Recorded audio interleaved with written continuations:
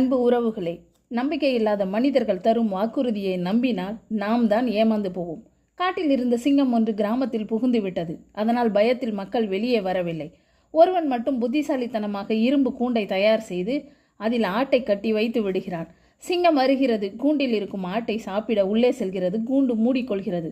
தான் மாட்டிக்கொண்டதை அறிந்த சிங்கம் தப்பிக்கும் வழியை யோசிக்கிறது.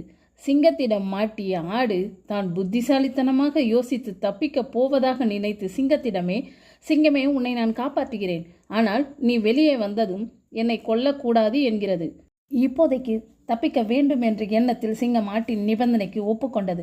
ஆடு கூண்டின் கதவை தாவி தாவி திறந்து விடுகிறது. வெளியில் வந்த அடுத்த நொடி சிங்கம் ஆட்டை அடித்து கொன்றது. இறக்கும்போது ஆடு சொன்னது, உன்னை காப்பாற்றியும் இறப்பேன் என்று தெரிந்திருந்தால் கூண்டிலேயே நான் இறந்திருப்பேன். உன் குணம் தெரியாமல் தப்பிக்க விட்டேனே என்று சொல்லியது. சில மனிதர்களும் இப்படித்தான்.